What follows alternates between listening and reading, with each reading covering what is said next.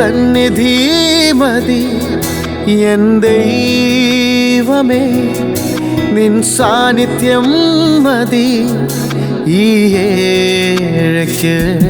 നിൻ ദിവ്യകൃപകളാ ജീവിപ്പാൻ നിന്നാത്മശക്തി പകരൂ നാഥാ. നിന്നാശിഷം ചൊരിയുക എന്നിൽ, നിന്നാശിഷം ചൊരിയുക എന്നിൽ. കേൾപ്പിക്കുക നിൻ സ്വർഗീയ നാദം.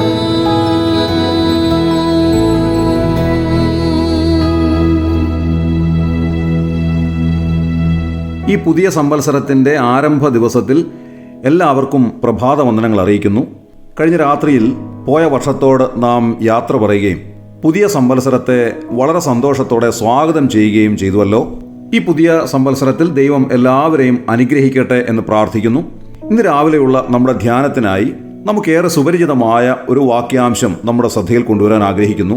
65-ാം സങ്കീർത്തനം 11-ാം വാക്യത്തിൻ്റെ ആരംഭ ഭാഗം. നീ സംവത്സരത്തെ നിന്റെ നന്മ കൊണ്ട് അലങ്കരിക്കുന്നു. ദാവീദ് രേഖപ്പെടുത്തിയിരിക്കുന്ന സങ്കീർത്തനമാണല്ലോ ഈ 65-ാം സങ്കീർത്തനം.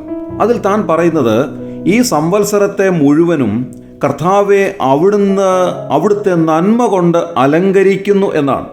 ഇംഗ്ലീഷ് പരിഭാഷയിൽ കിങ് ജെയിംസ് വേർഷനിൽ നാം കാണുന്ന 65-ാം സങ്കീർത്തനം 11-ാം വാക്യത്തിൽ ദൗ ക്രൗണസ്റ്റ് ദ ഇയർ വിത്ത് ദൈ ഗുഡ്നസ് എന്നാണ് എഴുതിയിരിക്കുന്നത്. അവിടുത്തെ നന്മകളാകുന്ന കിരീടങ്ങൾ കൊണ്ട് ഞങ്ങളെ അലങ്കരിക്കുന്നു എന്നാണ് അതിൻ്റെ അർത്ഥം. ദൈവം നമുക്ക് നൽകുന്നതായ ഓരോ നന്മകളും ഓരോ വലിയ വിലയേറിയ കിരീടങ്ങളായി നമ്മുടെ ശിരസിന്മേൽ ശോഭിക്കുന്നു എന്നുള്ളത് തിരുവെഴുത്ത് നമ്മെ അറിയിക്കുകയാണ്. എത്രമാത്രം ആഴമേറിയ ഒരർത്ഥമാണ് ഈ വാക്യത്തിനുള്ളത്. നന്മയെ സംബന്ധിച്ച് തിരുവെഴുത്തിൻ്റെ പല ഭാഗങ്ങളും നമ്മെ ഓർമ്മിപ്പിക്കുന്നുണ്ട്. 145-ാം സങ്കീർത്തനത്തിൽ ദാവീദ് രാജാവ് തന്നെ പറയുന്നതായ ഒരു വലിയ നന്മയെ സംബന്ധിച്ച് കാണുവാൻ സാധിക്കും. അതെന്താണ്? 145-ാം സങ്കീർത്തനം 7-ാം വാക്യത്തിൻ്റെ ആരംഭ ഭാഗത്തിൽ നാം വായിക്കുന്നത് അവർ നിന്റെ വലിയ നന്മയുടെ ഓർമ്മയെ പ്രസിദ്ധമാക്കുമെന്നാണ്. അത് വലിയവനായ ദൈവം നമുക്ക് ചെയ്ത ഏറ്റവും വലിയ നന്മയെ സംബന്ധിച്ചാണ്. അതെന്താണ്?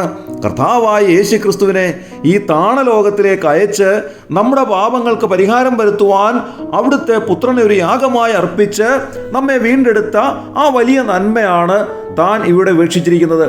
ഇനി നമ്മുടെ ജീവിതത്തിൽ നാം അനുഭവിക്കുന്ന നന്മകളെ സംബന്ധിച്ച് ദാവീദ് രാജാവ് 16-ാം സങ്കീർത്തനത്തിൽ ഇങ്ങനെ എഴുതിയിരിക്കുന്നു, കർത്താവേ നീ ഒഴികെ എനിക്ക് ഒരു നന്മയുമില്ല. 23-ാം സങ്കീർത്തനത്തിൽ താൻ തന്നെ പറയുകയാണ്, നന്മയും കരുണയും എൻ്റെ ആയുഷ്കാലമൊക്കെയും എന്നെ പിന്തുടരും, ഞാൻ യഹോവയുടെ ആലയത്തിൽ ദീർഘകാലം വസിക്കും. 84-ാം സങ്കീർത്തനത്തിൽ കോരഹപുത്രന്മാരും ഇത് തന്നെയാണ് പറയുന്നത്, നേരോടെ നടക്കുന്നവർക്ക് അവൻ ഒരു നന്മയും മുടക്കുകയില്ല. ഇവിടെ എല്ലാം ദൈവം നമ്മുടെ ജീവിതത്തിൽ നൽകുന്ന നന്മകളെ സംബന്ധിച്ചാണ് ദൈവത്തിൻ്റെ പരിശുദ്ധാത്മാവ് രേഖപ്പെടുത്തിയിരിക്കുന്നത്. ഇനിയും നാം വായിച്ച 65-ാം സങ്കീർത്തനത്തിലെ വാക്യത്തിലേക്ക് നാം കടന്നു വരാം. നീ സംവത്സരത്തെ നിന്റെ നന്മ കൊണ്ട് അലങ്കരിക്കുന്നു എന്ന് പറയുമ്പോൾ അതേ സങ്കീർത്തനത്തിൻ്റെ 4-ാം വാക്യത്തിൽ നാം വായിക്കുന്നത്, ഞങ്ങൾ നിന്റെ വിശുദ്ധ മന്ദിരമായ നിന്റെ ആലയത്തിലെ നന്മ കൊണ്ട് തൃപ്തന്മാരാകും എന്നെഴുതിയിരിക്കുന്നു. എന്താണ് വാസ്തവത്തിൽ ദാവീദ് രാജാവ് ഉദ്ദേശിച്ചിരിക്കുന്നതായ നന്മ? അവിടുത്തെ ആലയത്തിലെ നന്മ. അതാണ് ഏറ്റവും വലിയ നന്മയായി താൻ കാണുന്നത്. ആലയത്തിൽ വസിക്കുക എന്ന് പറഞ്ഞാൽ എന്താണ്? ദൈവിക സാന്നിധ്യത്തിൽ നാം ജീവിക്കുക എന്നാണ് അതിൻ്റെ അർത്ഥം. അങ്ങനെ ദൈവിക സാന്നിധ്യത്തിൽ ജീവിക്കുന്നതിലൂടെ ലഭിക്കുന്നതായ നന്മകൾ മാത്രമാണ് ഏറ്റവും അനുഗ്രഹമായിട്ടുള്ളത് എന്ന് ദാവീദ് പറയുന്നു. വാസ്തവത്തിൽ ഇതിൻ്റെ തുടർച്ച 84-ാം സങ്കീർത്തനത്തിൽ കോരഹപുത്രന്മാർ രേഖപ്പെടുത്തിയിരിക്കുന്നതാണ് എന്ന് മനസ്സിലാക്കുവാൻ കഴിയും. 84-ാം സങ്കീർത്തനം 4-ാം വാക്യത്തിൽ നാം വായിക്കുന്നത്, നിന്റെ ആലയത്തിൽ വസിക്കുന്നവർ ഭാഗ്യവാന്മാർ, അവർ നിന്നെ നിത്യം സ്തുതിച്ചുകൊണ്ടിരിക്കും എന്നത്രേ. വലിയവനായ ദൈവത്തിൻ്റെ ആലയത്തിൽ അവിടുത്തെ നിത്യം സ്തുതിച്ചുകൊണ്ടിരിക്കുന്നതാണ് ഏറ്റവും വലിയ നന്മ. ഇത് ലോകം തരുന്ന പണത്തിൻ്റെയോ പ്രതാപത്തിൻ്റെയോ നന്മയല്ല, ദൈവം തരുന്ന സമാധാനത്തിൻ്റെയും സന്തോഷത്തിൻ്റെയും നന്മയാണ്. ആ നന്മ കൊണ്ട് ഈ സംവത്സരം മുഴുവനും അനുഗ്രഹകരമായി ജീവിപ്പാൻ കർത്താവ് നമ്മെ സഹായിക്കട്ടെ. നമ്മുടെ കണ്ണുകളെ അടയ്ക്കാൻ പ്രാർത്ഥിക്കാം. ദൈവമേ, ഞങ്ങളുടെ സ്വർഗ്ഗീയ നല്ല പിതാവേ, ഞങ്ങൾക്ക് നൽകിയ ഈ നല്ല സമയത്തിനായി ഞങ്ങൾ നന്ദിയോടെ സ്തോത്രം ചെയ്യുന്നു. പുതിയ സംവത്സരം കാണുവാൻ ഞങ്ങളെ അനുവദിച്ചതിനായി ഞങ്ങൾ നന്ദി പറയുന്നു. ഈ സംവത്സരം മുഴുവനും കർത്താവേ, അവിടുത്തെ കരങ്ങളിൽ നിന്നുള്ള നന്മകൾ കിരീടങ്ങളായി ഞങ്ങളുടെ ശിരസിന്മേൽ വിളങ്ങുവാൻ അവിടുന്ന് ഇടയാക്കണമെന്ന് പ്രാർത്ഥിക്കുന്നു. സമാധാനവും സന്തോഷവും എല്ലാം ഞങ്ങളുടെ ജീവിതത്തിൽ നൽകി ഞങ്ങളെ സഹായിക്കണമേ, ധൈര്യപ്പെടുത്തണമേ. ഈ ശുശ്രൂഷയെ സംബന്ധിച്ച് എല്ലാവരെയും അവിടുന്ന് അനുഗ്രഹിച്ചാട്ടെ. ഈ സംവത്സരം അവർക്ക് എല്ലാവർക്കും അനുഗ്രഹകരമായി തീരുവാൻ ഞങ്ങൾ അപേക്ഷിക്കുന്നു. ഞങ്ങളുടെ പ്രാർത്ഥന കേട്ടതിനായി സ്തോത്രം. ഞങ്ങളുടെ കർത്താവും രക്ഷിതാവുമായ യേശു ക്രിസ്തുവിന്റെ വിലയേറിയ നാമത്തിൽ തന്നെ ആമേൻ.